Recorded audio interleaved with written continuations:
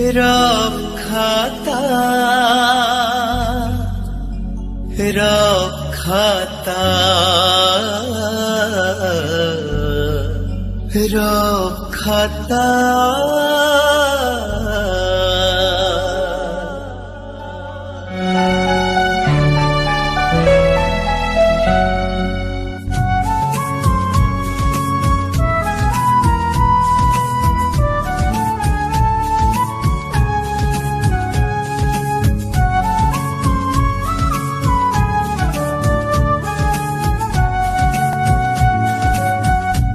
स्मृति अगणारे जन्ह पहरिले मने पड़े जेउ कथा सबु जवनारे निया लागी गले मने पड़े जेउ कथा हृदय पृष्ठारे हेइछि गुंथा मो हृदय पृष्ठारे हेइछि गुंथा मो अलिभा कहानी कविता रखाता रखाता रखाता रखाता रखाता रखाता रखाता रखाता।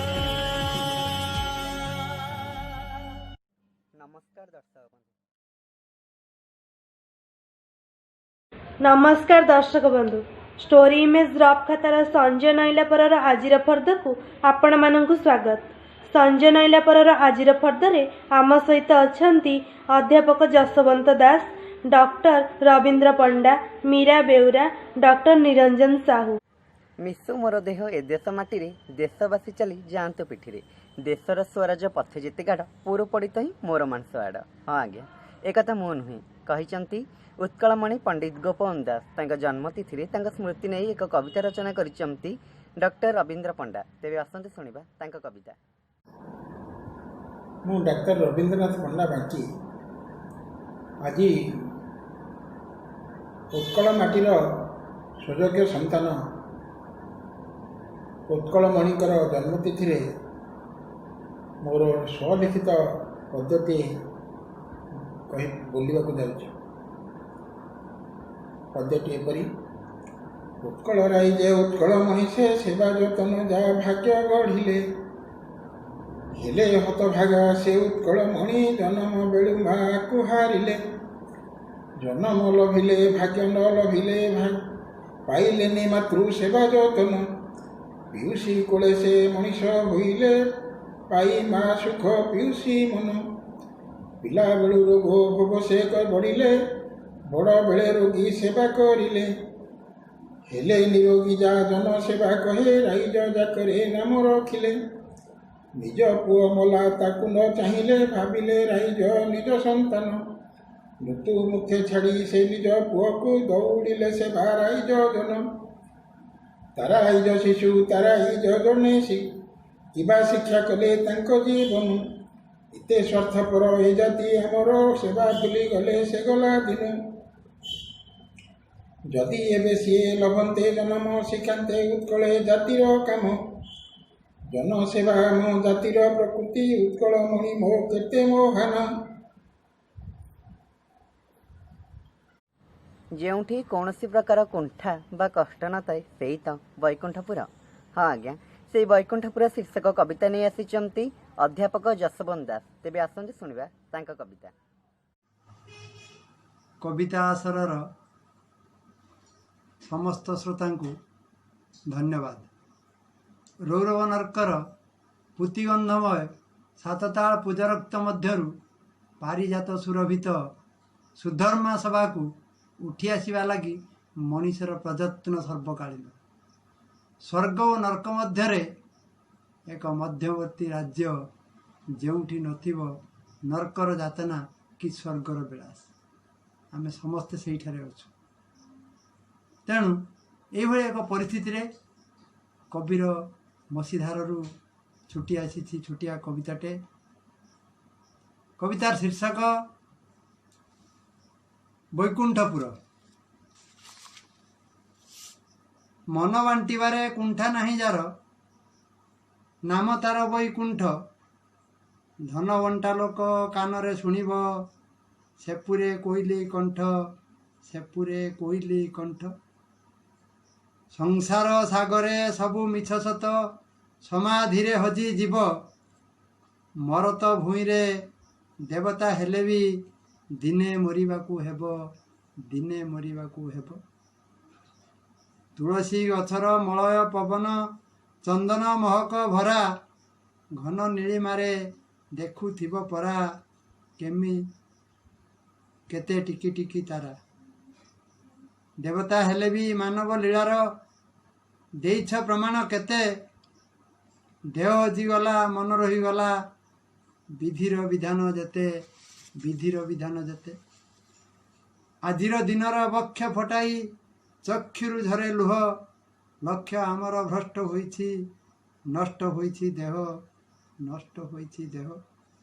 ନୂଆ ପୃଥିବୀର ସ୍ୱପ୍ନ ଦେଖାଇ ବିଶ୍ୱାସ ଭାବ ପାଳୁ, ଜ୍ଞାନ ସଦାଚାର ମଣିଷ ଜାତିକୁ ଅନ୍ତର କପାଳୁ ଝାଳୁ, ଅନ୍ତର କପାଳୁ ଝାଳୁ। ଭକତିର ଲୁହ ଧରାଇ ଦେଇଛି, ଆର ପୁରେ ହେବ ଦର। ଆଜି ଏକବିଂଶ ଶତାବ୍ଦୀରେ ପହଞ୍ଚିଛି ମଣିଷ, ହୋଇଛି ସଭ୍ୟ ଶିକ୍ଷିତ। ଚନ୍ଦ୍ରପୃଷ୍ଠରେ ଘର କରିବା ପାଇଁ ଚଲାଇଛି ଯୋଜନା, ହେଲେ କ'ଣ ହେବ? ହଜିଯାଉଛି ମାନବିକତା, ମଣିଷ ପଣିଆ। ସେସବୁକୁ ନେଇ ଏକ କବିତା ରଚନା କରିଛନ୍ତି କବୟିତ୍ରୀ ମୀରା ବେହୁରା। ତେବେ ଆସନ୍ତୁ ଶୁଣିବା ତାଙ୍କ କବିତା। ନମସ୍କାର। ଆଜି ଏକବିଂଶ ଶତାବ୍ଦୀରେ ମଣିଷଟିଏ ପଦାର୍ପଣ କରିଛି। ଚନ୍ଦ୍ରପୃଷ୍ଠରେ ଘର କରିବାର ସ୍ୱପ୍ନ ମଧ୍ୟ ଦେଖୁଛି। କିନ୍ତୁ ଗୋଟିଏ କଥା ସମଗ୍ର ମାନବ ସମାଜର ଛାତିକୁ ଦୋହଲାଇ ଦିଏ। ଗୋଟିଏ ପଟେ ଶୁଭୁଥାଏ କଙ୍କାଳ ସାର ନଗଡ଼ାର ଶିଶୁର ଚିତ୍ର, ଆଉ ଗୋଟେ ପଟେ ଏ ଜାତିର ଶିଶୁର ମା ବୁହା ହୁଏ ଖଟିଆରେ, ପ୍ରସୂତିର ଦେହ ବୁହା ହେଉଥାଏ ଖଟିଆରେ। ଆଉ ଗୋଟେ ପଟେ ପୁଣି କରୋନାର ମୃତ୍ୟୁର ଶିକାର ହୋଇଥିବା ଶବକୁ ମିଳେନି ଚାରୋଟି କାନ୍ଧ। ସତରେ କେତେ ଅସହାୟ ଆମ ମାନବ ସମାଜ। ଏହି ଉପଲକ୍ଷେ ମୋର କବିତାଟିଏ, କବିତାର ଶୀର୍ଷକ ସଭ୍ୟତାର ଅନ୍ତରାଳେ। ସଭ୍ୟତାର ଅନ୍ତରାଳେ ଶୁଭୁଛି କେବଳ ଯନ୍ତ୍ରଣାକ୍ତ ଜୀବନର ସ୍ୱର। ଅନୁଭବ ହୁଏ କୋଳେ ବୋହିଥିବା ଅନ୍ତଃସତ୍ତ୍ୱା ଦୁଃଖର ବୋଝ। ସବୁଠି ଶୁଭୁଛି ଅଣନିଶ୍ୱାସୀ ଆତ୍ମଘାତୀ ବଂଶୀର ସ୍ୱନ। ବୁଲଡୋଜର ଶବ୍ଦରେ ଧରାଶାୟୀ ବିସ୍ଥାପନର ଚିତ୍ର, ବୁଲଡୋଜର ଶବ୍ଦରେ ଧରାଶାୟୀ ବିସ୍ଥାପନର ଚିତ୍ର। ପ୍ରଗତିର ଅନ୍ତରାଳେ ସତେ କେତେ ଅସହାୟ ଜୀବନ, ପ୍ରଗତିର ଅନ୍ତରାଳେ ସତେ କେତେ ଅସହାୟ ଜୀବନ। ପ୍ରଶାସନର ଦାଦାଗିରିରେ ଜଳୁଥାଏ ବିସ୍ଥାପିତ ସରଳ ନିରୀହର ଜୀବନ। ପୁଣି ପ୍ରଶାସନର ଦାଦାଗିରିରେ ଜଳୁଥାଏ ବିସ୍ଥାପିତ ସରଳ ନିରୀହର ଜୀବନ। ବିକାଶର ଦୌଡ଼ରେ ପୁଣି ସନ୍ତୁଳିତ ହେଉଥାଏ ସେହି ଦରପୋଡ଼ା ଜୀବନ। ହଜି ହଜି ଯାଇ ମାନବିକତା, ବାଟବଣା ହେଉଥାଏ ସମ୍ବେଦନଶୀଳତା। ହଜିଯାଏ ମାନବିକତା, ଆଉ ବାଟବଣା ହୁଏ ସମ୍ବେଦନଶୀଳତା। ଗୋଟେ ପଟେ ଝଲସୁଥାଏ ଚନ୍ଦ୍ରରେ ଘର ଆଉ ଫୁଲ ବଗିଚାର ସ୍ୱପ୍ନ। ଆଉ ଗୋଟିଏ ପଟେ ଖଟିଆରେ ବୁହା ହୁଏ ଅବାଞ୍ଛିତକୁ ଜନ୍ମ ଦେଉଥିବା ପ୍ରସୂତିର ଦେହ। ଜହ୍ନରେ ଦିଶୁଥିଲା ନଗଡ଼ାର ଅପପୃଷ୍ଠର ଶିକାର ସାଜିଥିବା ହାଡ଼ କଙ୍କାଳ ମିଶା ଛାତିର ଛବି। ଇତିହାସର ପୃଷ୍ଠା ମଣ୍ଡୁଥିଲା ରାଜା ରାଜୁଡ଼ାଙ୍କ କୀର୍ତ୍ତି ବଦଳେ ଧର୍ଷିତର ବିଭତ୍ସ ଆତ୍ମଲିପି। ଗୋଟିଏ ପଟେ ଜହ୍ନରେ ଦିଶୁଥିଲା ନଗଡ଼ାର ଅପପୃଷ୍ଠର ଶିକାର ସାଜିଥିବା ହାଡ଼ କଙ୍କାଳ ମିଶା ଛାତିର ଛବି। ଆଉ ଗୋଟିଏ ପଟେ ଇତିହାସର ପୃଷ୍ଠା ମଣ୍ଡୁଥିଲା ରାଜା ରାଜୁଡ଼ାଙ୍କ କୀର୍ତ୍ତି ବଦଳେ ଧର୍ଷିତର ବିଭତ୍ସ ଆତ୍ମଲିପି। ପୁଣି ଭାରତବର୍ଷର ଇତିହାସ ଥିଲା ଆତଙ୍କବାଦର କାରନାମା। ଚାରିଖଣ୍ଡ କାନ୍ଧର ଅଭାବ ପଡ଼େ ଅଛୁଆଁ ଶବକୁ ବୋହିବାରେ। ଧର୍ମ ଉତ୍ସବେ କିନ୍ତୁ ଏଠି ସୋରିଷ ବୁଣିବାକୁ ଜାଗା ନଥାଏ।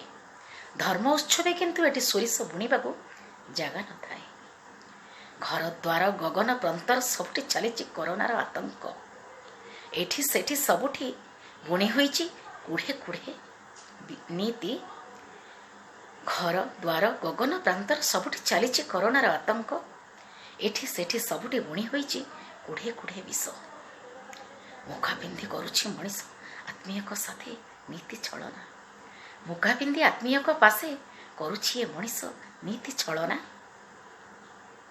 ଭୟଭୀତ କରୁଥାଏ ଅତିଷ୍ଠ ସଂକ୍ରମଣର ବିଷଜ୍ୱାଳା କରୋନା। ଅମୃତ ସନ୍ଧାନରେ ଏବେ ସଭିଏଁ ତତ୍ପର।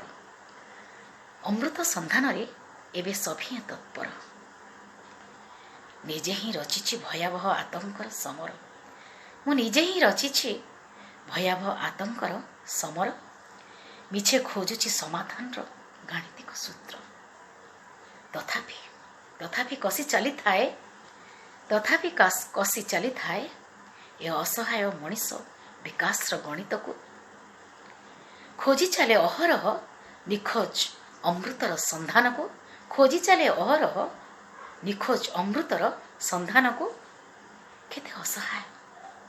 କେତେ ଅସହାୟ ଏ ଏକବିଂଶ ଶତାବ୍ଦୀର ଏ ମଣିଷ ସତେ ଖୋଜୁଛି ବିକାଶ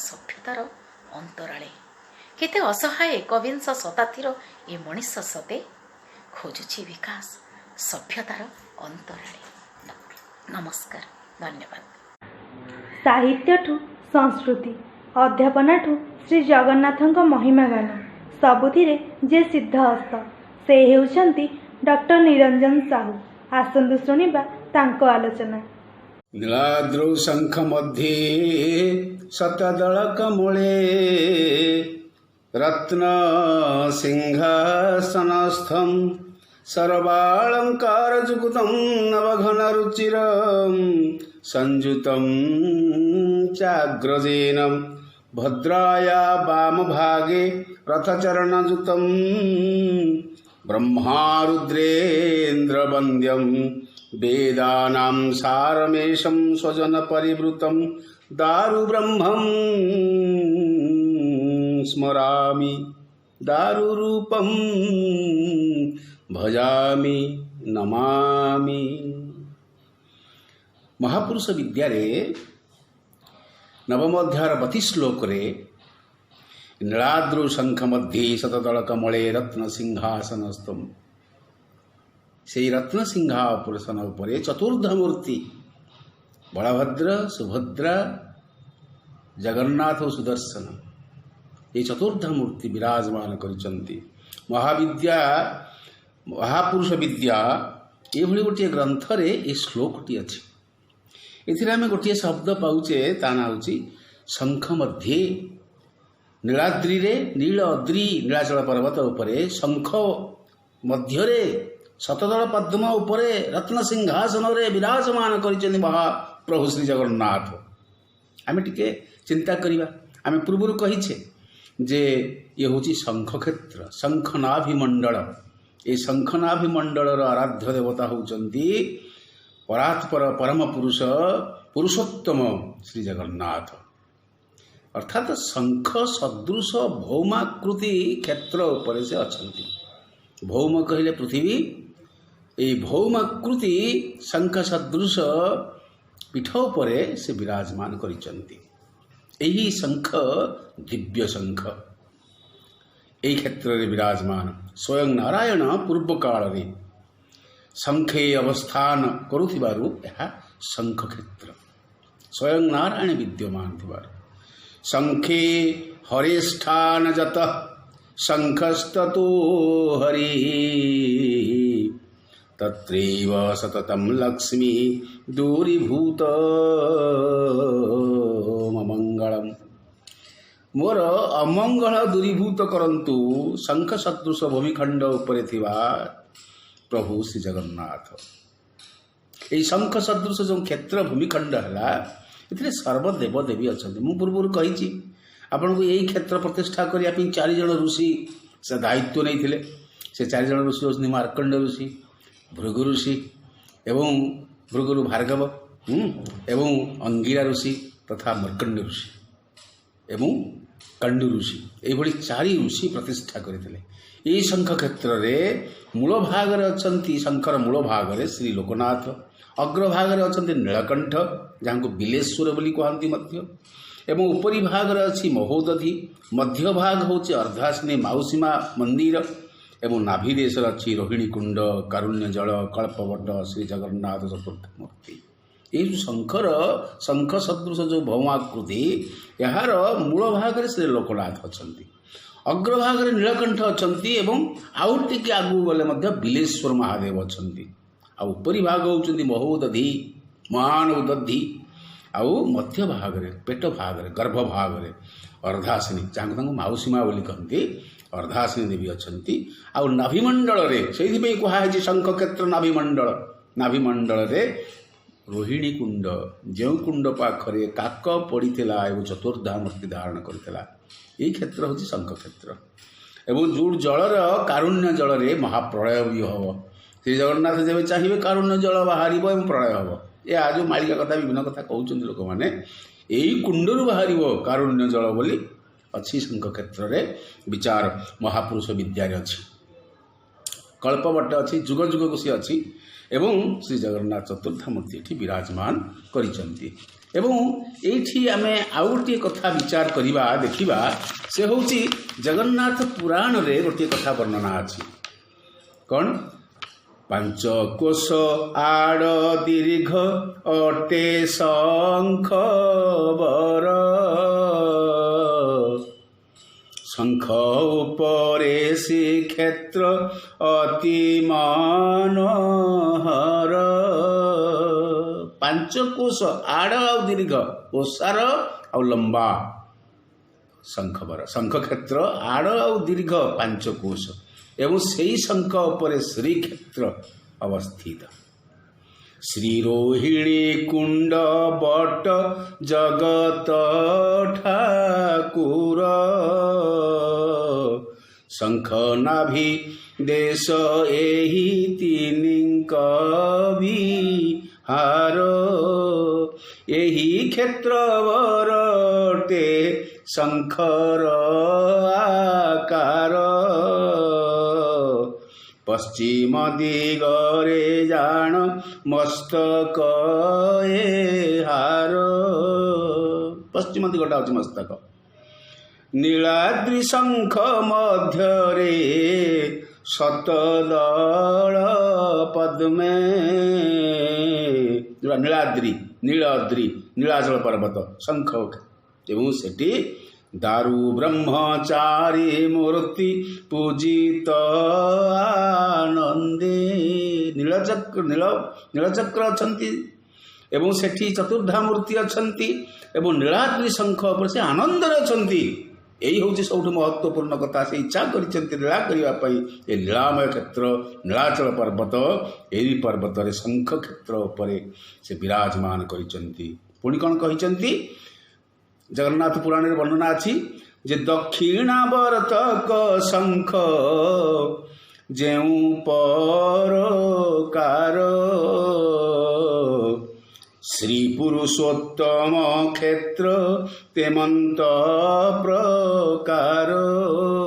दक्षिणावर्तक शंख जो शंख आम घर पूजा करूँ, मंदिर पूजा हुए, श्री जगन्नाथ मंदिर दक्षिणावर्त शंख पूजा पाती, से दक्षिणावर्त शंख परी हूँ ये पुरुषोत्तम क्षेत्र व शंख क्षेत्र सेठी विराजमान कर जगन्नाथ। जगन्नाथ पुराण में वर्णना अच्छे, आड़ दीर्घ 5 कोश रोहिणी कुंड सेठी अच्छी एवं शंखनाभिमंडल से पश्चिम भाग हूँ मस्तक एवं नीलाद्रि शंकर शतदल परिदार ब्रह्म चतुर्थ मूर्ति विराजमान करी हूँ जगन्नाथ पुराण वर्णना। तेबे ये आउ गोटे कथा कहवा जे भाव समुद्र बलराम दास पंचसखा मध्य अन्यतम विशिष्ट सखा ଜଗନ୍ନାଥଙ୍କ ପ୍ରିୟ ପୁତ୍ର ସଦୃଶ ମହାଲକ୍ଷ୍ମୀଙ୍କର ପ୍ରିୟ ବଳରାମ ଦାସ, ତାଙ୍କୁ ମତ୍ତ ବଳରାମ ବୋଲି ମଧ୍ୟ କୁହାଯାଏ। ସେ ସବୁବେଳେ ଜଗନ୍ନାଥଙ୍କ ରସରେ ସଦାବେଳେ ମତ୍ତ ହୋଇଥାନ୍ତି। ଜଗନ୍ନାଥ ମଧ୍ୟ ସେ ଆଉ କିଛି ବୁଝନ୍ତି ନାହିଁ। ଦେଖିବା ଜଗନ୍ନାଥଙ୍କ ପାଇଁ ସେ କ'ଣ ଲେଖିଛନ୍ତି। ତାଙ୍କର ଭାବ ସମୁଦ୍ର ବୋଲି ଗୋଟେ ଗ୍ରନ୍ଥ ଅଛି। ସେ ଭାବ ସମୁଦ୍ରରେ କହିଛନ୍ତି, ହରି ହୋ କାହିଁ ଭିଆଇଲୁ କ୍ଷେତ୍ର ତୋହର, 14 ଭୁବନ ମଧ୍ୟୁବାର, ନାଥ ତୋ କ୍ଷେତ୍ରେ ସାନ ବଡ଼ ନାହିଁ, ବ୍ରାହ୍ମଣ ଚଣ୍ଡାଳ ଯେ ସରି ଦୁଇ, ନାଥ କାହିଁ ଭିଆଇଲୁ କ୍ଷେତ୍ର ତୋହରି। ତୁ ଏମିତି କୋଉଠି କ୍ଷେତ୍ରଟି ତିଆରି କରିଛୁ ଯୋଉ କ୍ଷେତ୍ର 14 ଭୁବନ ମଧ୍ୟରେ, ଆଜ୍ଞା ଶରୀରରେ ମଧ୍ୟ 14 ଭୁବନ ଅଛି, ବ୍ରହ୍ମାଣ୍ଡରେ 14 ଭୁବନ ଅଛି ଏବଂ ଶରୀର ମଧ୍ୟ 14 ଭୁବନ। କଟିଠାରୁ ନାଭିଠାରୁ ଉପରକୁ 7 ମଣ୍ଡଳ ଏବଂ ନାଭିଠାରୁ ତଳକୁ 7 ମଣ୍ଡଳ, ଏଇଭଳି 14 ମଣ୍ଡଳ ହେଉଛି 14 ଭୁବନ ହେଉଛି ଶରୀର। ଆମେ କହୁ ଭୂ, ନାଭିମଣ୍ଡଳକୁ ଭୂ ଲୋକ କହନ୍ତି। ଭୂର୍ଭୁବ ସ୍ୱ ମହ ଜନତପ ସତ୍ୟ ସତ୍ୱ ଲୋକ ଏହି ପର୍ଯ୍ୟନ୍ତ 7 ମଣ୍ଡଳ ଏବଂ ନାଭିଠାରୁ ତଳକୁ ତଳ, ବିତଳ, ସୁତଳ, ଅତଳ, ତଳ ତଳ ଆଉ ତଳାତଳ, ଏଇଭଳି 7 ପାତାଳ। এই 7 ପାତାଳ ଉପରକୁ ହେଉଛି ଭୂର୍ଭୁବ ସ୍ୱ ତତ୍ସବିତୁର୍ବରେଣ୍ୟ ଭର୍ଗୋ ଦେବସ୍ୟ ଧୀମହି ଧିୟୋ ୟୋ ନଃ ପ୍ରଚୋଦୟାତ୍। ମା ଭଗବତୀ ଗାୟତ୍ରୀ ଓ ସାବିତ୍ରୀ ଦୀକ୍ଷାରେ ଯେଉଁ ମନ୍ତ୍ର ଅଛି ସେଇ ମନ୍ତ୍ରରୁ 7 ମଣ୍ଡଳ ଅଛି। ନାଭିଠାରୁ ଉପରକୁ ସ୍ୱର୍ଗ ଏବଂ ନାଭିଠାରୁ ତଳକୁ ହେଉଛି ପାତାଳ। ଇଏ ହେଉଛି ଶରୀର ମଣ୍ଡଳର ଏବଂ ଠିକ୍ ସେଇଭଳି ଭାବରେ ଭଗବାନ ତିଆରି ସୃଷ୍ଟି କରିଛନ୍ତି ସେଇ ସୃଷ୍ଟିର ପାତାଳ ଏବଂ ଭୂଲୋକର ଉପରକୁ ସ୍ୱର୍ଗ। ବୈକୁଣ୍ଠପୁର ଅଧିବାସୀ ନାରାୟଣ ବିଷ୍ଣୁ ଶ୍ରୀ ଜଗନ୍ନାଥ ନୀଳାଦ୍ରିରେ ବିରାଜମାନ କରିଛନ୍ତି। ଏଠି କହି ରଖେ, ହରି ହୋ ଜଳଧି ତଟେ ନୀଳଗିରି ସ୍ଥାନ, କୋଟି କଳ ପରେ ନୁହଇଆନ, ନାଥ ତୁ ଦାରୁ ବ୍ରହ୍ମ ରୂପ ହୋଇ, କ୍ଷେତ୍ରେ ଆଶ୍ରୟ କରିଅଛ ଗୋସାଇ। ଏ ଗୋସାଇ ଜଗନ୍ନାଥ, ଏଇ କ୍ଷେତ୍ରରେ ତୁ ଆଶ୍ରୟ କରିଛୁ। କିଏ ଲେଖୁଛନ୍ତି? ବଳରାମ ଦାସ। ତେବେ ଆମେ ଯେତେବେଳେ ଭଗବାନ ଜଗନ୍ନାଥଙ୍କ କଥା ଆଲୋଚନା କରୁ ଶଙ୍ଖ କ୍ଷେତ୍ର, ଆମେ ପୂର୍ବକୁ ଆହୁରି ଦେଖିବା ଶଙ୍ଖ କ୍ଷେତ୍ର ସମ୍ପର୍କରେ, ପୁରୁଷୋତ୍ତମ କ୍ଷେତ୍ର ସମ୍ପର୍କରେ। ତେବେ ଜଗନ୍ନାଥଙ୍କୁ ସେ କିଭଳି ଭାବରେ ବଳରାମ ଦାସ ଯେଭଳି ଭାବରେ ତାଙ୍କ ଭାବ ସମୁଦ୍ରରେ କହିଛନ୍ତି, ଠିକ୍ ସେହିଭଳି ଭାବରେ ଅଚ୍ୟୁତାନନ୍ଦ ସୁନ୍ଦର ଭାବରେ ବର୍ଣ୍ଣନା କରିଛନ୍ତି ଜଗନ୍ନାଥଙ୍କ ସମ୍ପର୍କରେ ଅଷ୍ଟଗୁଜ୍ଜରୀରେ। ଏଇ ଗୋଟିଏ ପଦ ଶୁଣିବା ଆମେ ଆଜି ଏଇ ଅଧ୍ୟାୟ ପାଇଁ, ପରବର୍ତ୍ତୀ ସକୁ ଆଉ ଅଧିକ କଥା ଶୁଣିବା। ଭାବ ବିନୋଦିଆ ଠାକୁର ଭକ୍ତ ବତ୍ସଳ ହରି, ଜଗତ ଲାଗି କଳେବର 10 ମୂରତି ଧରି, ଭକ୍ତ ତୋହର କି କରିବ, ଭକ୍ତ ବୋଲରେ ଥାଅ, ଭକ୍ତ ପେଶିଲା ହସ୍ତିନାକୁ, ଦୂତପଣରେ ଯାଅ, ପାଣ୍ଡବଙ୍କୁ ତୁମ୍ଭେ ରଖିଲ, କିସ କଲା କୃପତି, ତୁମ୍ଭ ରଖନ୍ତାଙ୍କୁ ବିପତ୍ତି, ଦେବା କାଶକତି, ଭକ୍ତ ଦେଖାଇଲା ଥମ୍ବକୁ, ସ୍ତମ୍ଭୁ ହେଲ ଦିତ,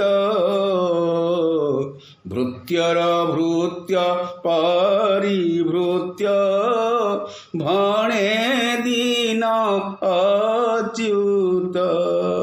ନାଥ, ଏ ଭାବ ବିନୋଦିଆ ଠାକୁର ଶ୍ରୀ ଜଗନ୍ନାଥ, ଆପଣ ଭକ୍ତ ବତ୍ସଳ, ଏ ପରାହତ ଜୀବଙ୍କୁ ଉଦ୍ଧାର କରିବା ପାଇଁ ଆପଣ ନୀଳାଦ୍ରିରେ ଶଙ୍ଖ କ୍ଷେତ୍ରରେ ବିରାଜମାନ କରିଛନ୍ତି, କେବଳ ଭକ୍ତ ପାଇଁ। ଉଦାହରଣ ହେଉଛି, ଆପଣ ଭକ୍ତ ପଠେଇଲା ହସ୍ତିନାକୁ ଦ୍ୱାପର ଯୁଗରେ, ଶ୍ରୀକୃଷ୍ଣ ଭାବରେ ଦୂତ ହୋଇକି ଯାଇଛନ୍ତି। କେଡ଼େ ଦୟାଳୁ ଆପଣ। ପାଣ୍ଡବକୁ ଆପଣ ଯତୁଗୃହ ଠାରୁ ଆରମ୍ଭ କରି ଶେଷ ପର୍ଯ୍ୟନ୍ତ ଧର୍ମର ରକ୍ଷା କରିବାରେ ଆପଣ ସହାୟ ହୋଇଛନ୍ତି ଏବଂ ସତ୍ୟ ଯୁଗରେ ନୃସିଂହ ଅବତାରରେ ଭକ୍ତ ପ୍ରହ୍ଲାଦକୁ ସୁରକ୍ଷା ଦେବା ପାଇଁ, ଭକ୍ତିର ପରାକାଷ୍ଠାର ନିଦର୍ଶନ ସ୍ୱରୂପ ତାକୁ ପୁରସ୍କୃତ କରିବା ପାଇଁ ଆପଣ ହୃଦୟରେ ଜାକି ଧରିଥିଲେ ପ୍ରହ୍ଲାଦକୁ ଏବଂ ସ୍ତମ୍ଭରୁ ସ୍ଫଟିକ ସ୍ତମ୍ଭରୁ ଆପଣ ବିଦାରଣ କରିଥିଲେ ହିରଣ୍ୟର ଗର୍ଭକୁ। ଯେଉଁଠି ପାପ ଅଛି, ହୃଦୟ ଅଛି, ତା ହୃଦୟକୁ ଚିରି ଆପଣ ଫାଡ଼ି ଦେଇଥିଲେ। ଆପଣ ଏଇଭଳିଆ ମଧ୍ୟ ନୃସିଂହ ରୂପ ଧାରଣ କରିବା ବାଲା ଆପଣ ଯେଭଳି ନୃଶଂସ, ଯେଭଳି ଆପଣ କଠୋରରୁ କଠୋର, ଆପଣ ଠିକ୍ ସେଇଭଳି ମଧ୍ୟ କୋମଳରୁ ଆହୁରି କୋମଳ। ମହାପୁରୁଷ ଅଷ୍ଟାଙ୍ଗ ସୁନ୍ଦର ଭାବରେ ତାଙ୍କ ଅଷ୍ଟଗୁଜ୍ଜରରେ ଏହା ବର୍ଣ୍ଣନା କରିଛନ୍ତି। ପ୍ରଥମ ପଦରେ ଆମେ ଆଗକୁ ଦେଖିବା ଏହି ଅଷ୍ଟଗୁଜ୍ଜରୀରେ ମଧ୍ୟ ମହାପୁରୁଷ ଅଷ୍ଟାଙ୍ଗ ଜଗନ୍ନାଥଙ୍କ ପାଇଁ କ'ଣ ଲେଖୁଛନ୍ତି ହେଲା। ଜୟ ଜଗନ୍ନାଥ, ଜୟ ଜଗନ୍ନାଥ, ଜୟ ଜଗନ୍ନାଥ।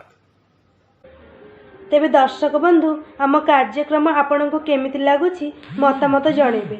ଲାଇକ୍, ସେୟାର, ସବସ୍କ୍ରାଇବ୍ କରିବାକୁ ଜମାରୁ ଭୁଲିବେନି। ଆଜି ପାଇଁ ରହିଲି, ନମସ୍କାର। ତେବେ ଆପଣଙ୍କ ମୋବାଇଲରେ କବିତା ହେଉ କି ଗଳ୍ପ ନିଜେ ପଢ଼ି ଆମ ହ୍ୱାଟ୍ସଆପ୍ ନମ୍ବରକୁ ପଠାନ୍ତୁ। ଆମ ହ୍ୱାଟ୍ସଆପ୍ ନମ୍ବର 7504422096। ଆଉ ଥରେ କହିଦେଉଛୁ 7504422096। ଆମ ଯୋଗାଯୋଗ ନମ୍ବର 9337286723। ରଖତା।